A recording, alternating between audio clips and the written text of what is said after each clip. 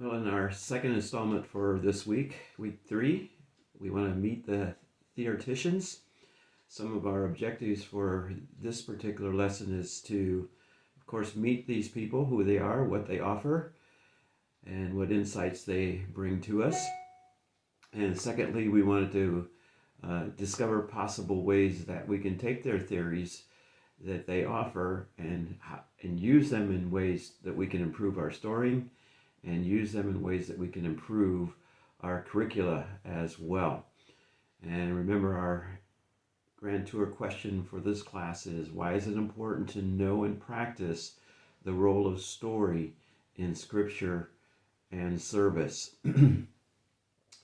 So who are some of these key individuals? Before we look at them, back to orality, a little definition of it. We'll remember we've talked about Ong quite a bit, and he talks about orality as a way of measuring our knowledge, or not measuring, but managing our knowledge and managing our verbalization of that knowledge.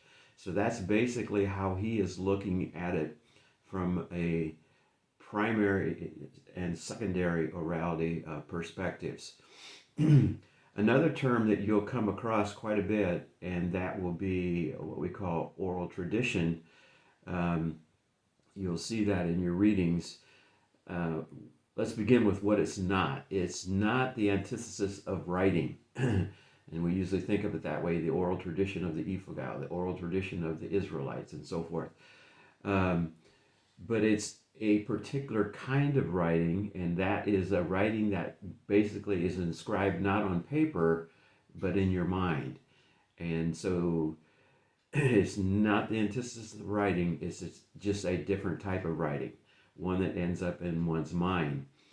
A definition that we could use for oral tradition is a dynamic and highly diverse oral, the speaking, and oral listening medium for evolving, storing, and transferring of knowledge, and whether it's art, could be art as well, and ideas. So those type of things are what is included in oral tradition. And for them, that is very valid. And all of us, every group of people, every network has an oral tradition, as well as, for some, of course, a written tradition. Go back in time. Let's go back way back, and then we'll bring it up to speed here where we are. Let's go back at around 300 BC with Aristotle, and he talks about mimesis as narration as a form of imitation of reality. In other words, it's another form of mimicry or representation. And so he talked about that back in, that's a long time ago. I still like McKee's definition. His story is a metaphor for life. It's a lot easier to understand. The term orality actually was Sigmund Freud was the one who coined that term, but he was looking at the first 12 months of development in life, your oral stage of your personality development. That's how he was looking at it. By the time we get to now, the late 1800s, early 1900s, Saussure used the term orality in a way that we'll find a little more helpful. And he used it in his course on general linguistics. And that was back in 1916 when he did that. And then, not to be done, our French anthropologist, who grew up in a family where his mother was illiterate and many of his family members were illiterate, got into the oral side of it. And Marcel Hauss, he says this: I began my publications with the oral style, which is the book he wrote, in 1925. So much so that I am now considered the discoverer of the oral style. So that's how he felt about it. But one of the terms he used, French term of course, verbal motor, and he called it a person whose socialization and identity is immersed And he starts laying it out really, really good here. How does it emerge? In a concrete, relational, gestured, and actional way. Okay, so he's capturing it. He's seeing it as a very integrative system um, through his term that he used. He then came up with three different formulas um, or laws, I guess we could call them, that were foundation to orality itself. And the first one was rhythm and mimicry. In other words, he said that people mimic gestures, mimickings, and they put them in rhythm form. And so we do our hand motions in certain ways, and um, they then become part of us because that rhythm and how it's done, when it's done, the timing and all that makes it just part of us. But it's captured, he called it bilateralism. It's, in other words, it's captured in what our body can do. How far can it turn? We can't turn our head all the way around, but we can turn it in certain directions, right? And use it in certain ways. So our rhythm is connected and our mimics are connected to what our body can do. And then the third law that he came up with, formalism, he says basically this is done over time and it creates habits, and those habits then become custom in that particular culture, and it's very easy to read. So when you're driving down the highway and somebody puts the middle finger up, you can read that pretty fast. You know what they're saying. It's become stereotyped, right? We know what the meaning of it is. So it becomes formalized is what happens to that. One of the things that he says here, I think is quite helpful to us, is he says that effective storying is more than schema. Remember, schema is what? The episodes, right? How it's blocked off, the story's blocked off in sections. It's more than characters, it's more than vocal telling. It includes the expression of the entire body. So now he's talking about your posture, right? How you use gestures, how close you are to another person. And I remember I had a German friend who liked to be about this close to you when he talked. And for an American, that's like, you're in my space, that's too close. And so one day I did an experiment with him. I saw every time he got that close to me, I would back up a few inches and back up a few inches. By the end of the conversation, we were 6 yards from where we started the conversation, and he never knew it. So even the proximity, right? All those things become part of our practice in what is. So in other words, what is he saying? He's saying that this is an integrative thing. It's much bigger than just verbalization of a story. There's much more involved to it. And that, I think, is a very good contribution that he's making very, very early in the game here. So some positives for him: the verbomotor. Storing is holistic, it's integrated, and the three laws that he came up with is pretty helpful to us. And those laws will actually influence then on when he talks about his 9 features of orality, which we'll get into next week. The next person on the stage, he guess who he studied under? Marcel, okay? And he became associate professor there at Harvard, and he was focusing on epic poetry, and he founded the discipline of oral tradition, actually. And his focus was on Yugoslavia, so that his name was Milman Parry, and didn't live long. He died, what was it, 1902 to 1935, and his death is surrounded by what happened there. But he wanted to, they were studying the Homeric materials way back in the day, right, the Greek materials, and trying to figure out how could these people take these long songs, epic songs, most of them, and still remember them and tell them and still be, in the ballpark. And how they thought there's a formula, there's an oral formula underneath this that makes that possible for these people to be able to do such things. And so that was called then the oral formulaic theory. And so they would go through and try to see how was it broken up. How did they break that up to make it memorizable when it's so long to be able to do that? They thought if they could find that out, they could use that formula then to look at other epic songs and so forth to help understand what's going on those. So he focuses on then what are the phrases? Are there any formulas in how the episodes are broke up? So he was looking internally in that to try to be able to break it down to see how they could do that. And what he tended to overlook was how good their memories were and how good they were at improvising when they came to, in their own mind, all a blank sheet all of a sudden, and be able to improvise and keep that thing going. He would help give us the whole area, what we call the Great Divide.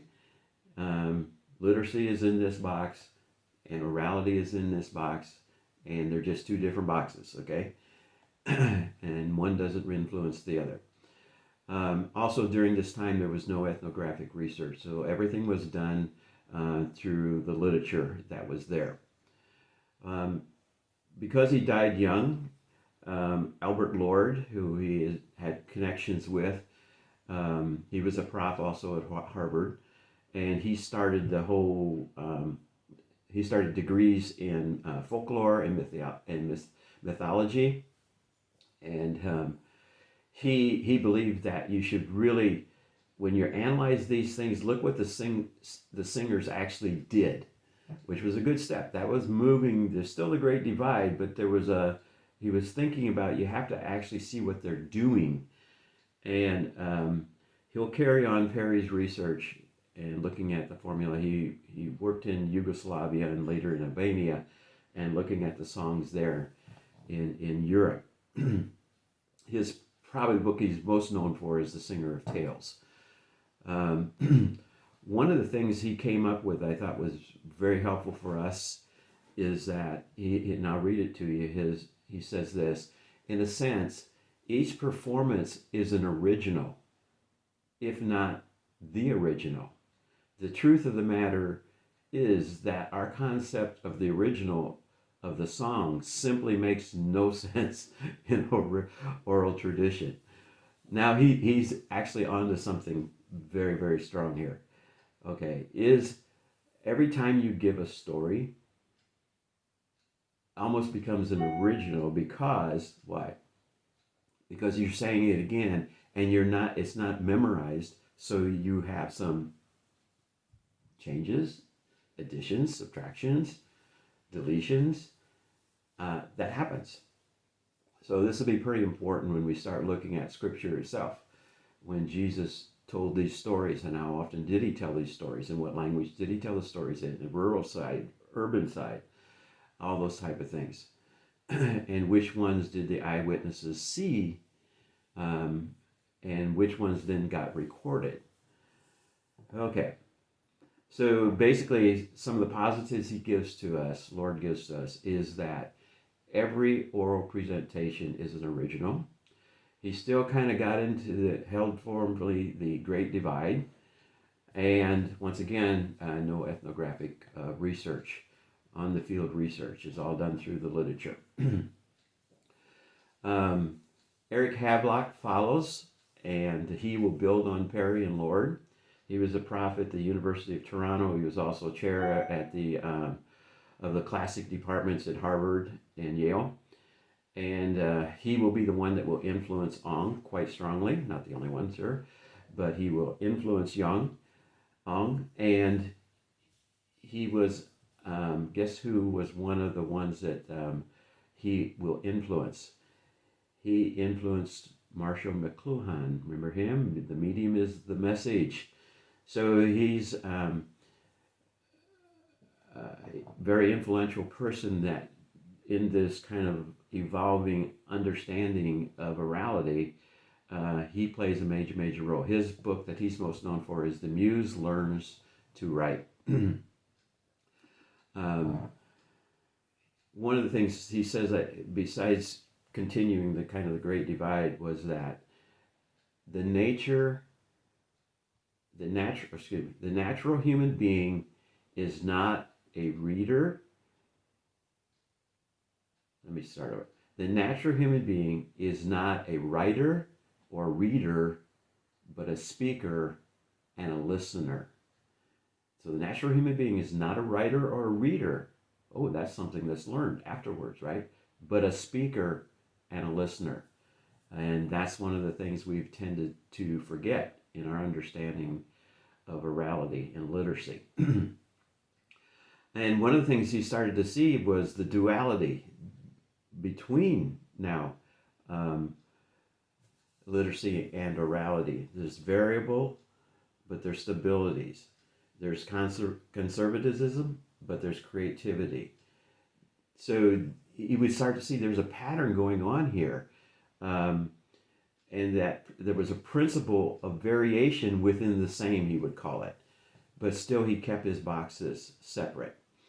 In the Return of Oral Hermeneutics, we will call that boundaried fluidity. So there's and that would take it out of the boxes and make it a continuum. They weren't there yet, but that's some of the things that he offers for us. So one, we're born, the positive side for Havelock is we're born speakers and listeners. We need to remember that. Never forget that. And there's variations within the same, but we'll get it out of the boxes and we'll see it as a continuum. So the Great Divide kind of continued there. And once again, no ethnographic research that was taking place. And this leads us to then Walter Ong. And he's a Jesuit priest. He was prof there at the University of Missouri, St. Louis. No ethnographic research was conducted again. He did it basically through the literature, just reviewing the literature, what was out there. And Marshall McLuhan was the one who mentored him, among other people as well. So he has a strong past. He will build on this. And one of the things he will argue is once writing came into being, how we think then was shifted. Change took place. From that oral world to the written world, our way of thinking then shifted. And so that impacts then how we perceive orality. So I've included a slide that I've borrowed from Lynn Thigpen that gives you the people who influenced him and how he influenced other people as well. So Ong played probably the most known person in the orality movement for sure, and even broader than that outside the orality movement. Probably the most influential. So his writing, some of the positive things that he saw, that writing shifts the way we think and the way we view reality. And what he called then residual orality, that there's something about, even though we move to literacy, there's something about orality that remains behind. It's always there. So he called it residue orality.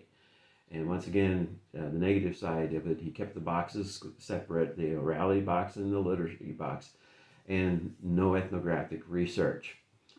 I introduced to you Weber Keller last week, and in his book, The Oral and the Written Gospel.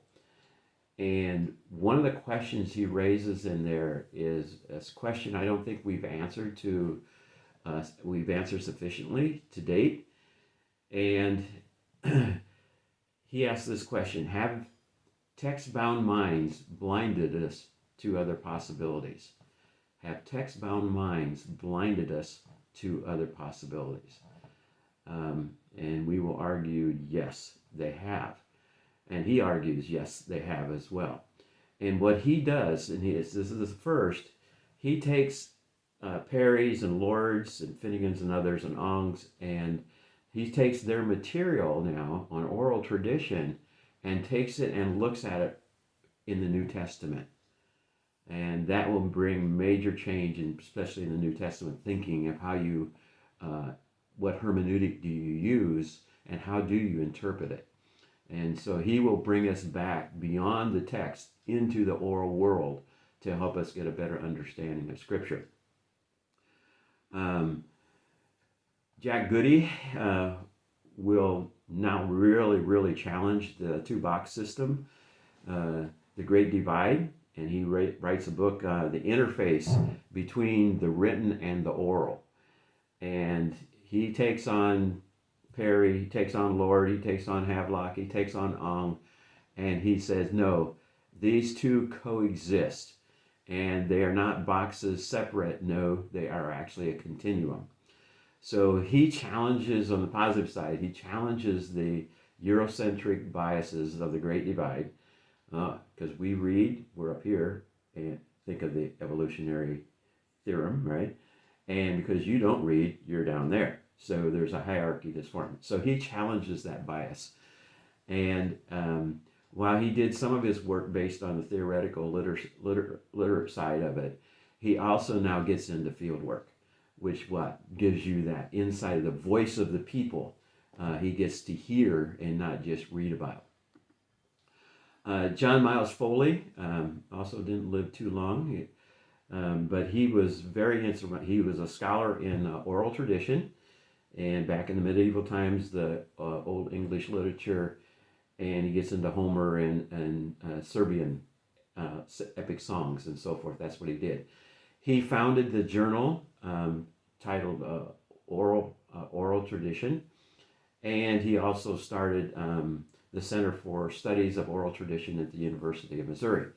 A lot of things at the University of Missouri going on here.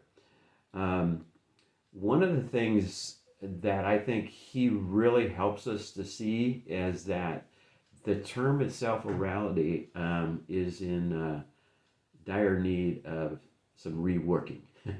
So here's what he said, and I love the way he sums it up.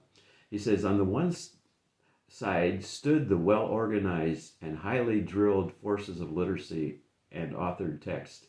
On the other side, the ragtag guerrilla bands of orality and the textless works of illiterate bards. He says, then, orality alone is a distinction badly in need of deconstruction, a typology that unfairly homogenizes much more than it can hope to distinguish. It is by itself a false and very misleading category. So I think one of the positive things we get from Foley is that we've got to redefine orality and get a better handle on it. It's, yes, oral, it talks about the spoken, right? But it's also the visual, and it's also our identity, and that's also as we'll see here as we move on. But one of the things he did, another positive things he did, was to move the discussion beyond orality to performance and how these things are then performed. So that adds to all kinds of dimensions, posture, gestures, and rest of things that we've already seen. Working in Cambodia for many years with IMB, Lynn Thigpen did her dissertation, which I was privileged to chair. And that dissertation was chosen as the ASM Dissertation of the Year. Came out in book form then she called it Connected Learning. And like Foley, she had a tough time with orality. She did not like the definitions. She didn't like oral preference learners. And so she offered up some different options here. Persistent orality. So that's kind of, you're always using it, right, all the way through your lifetime. Or foundational learning. So that kind of puts it in the category before. But her one she appreciates the most, and the title of her book, is Connected Learning. And connected is why she sees this as not just this lone person learning to read or is illiterate, but one that's connected with the people, connected with her religion, connected with whatever. And I've left some charts in there in your PowerPoint that you can look at and see that.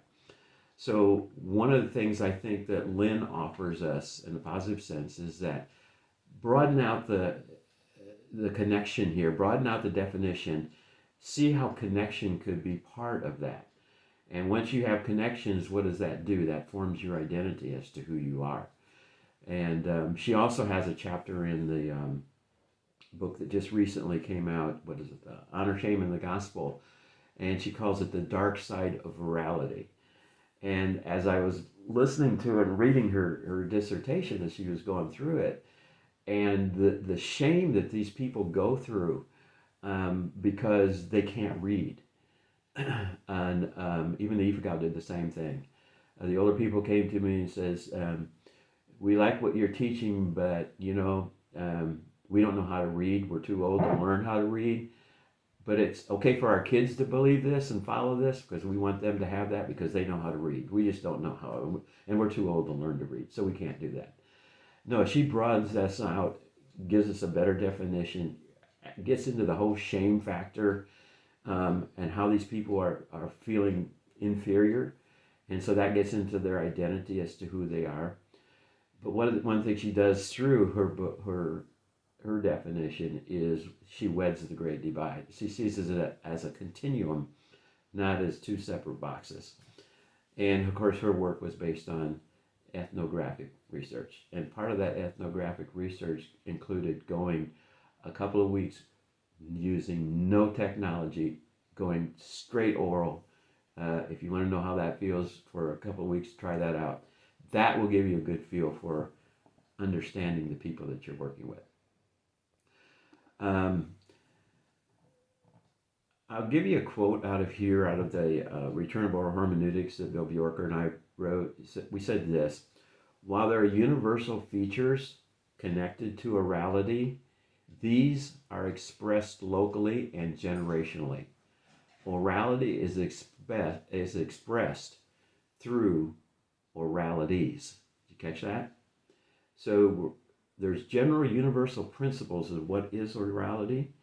Even when we expand that definition, there's still going to be those universal features that are there, but those are going to be expressed locally, expressed through genders, expressed through geography, expressed through generations and so forth. So there's oralities that are out there. Okay, so next week we'll get into that and break that down a little bit for you and help you see some of the components that frame this.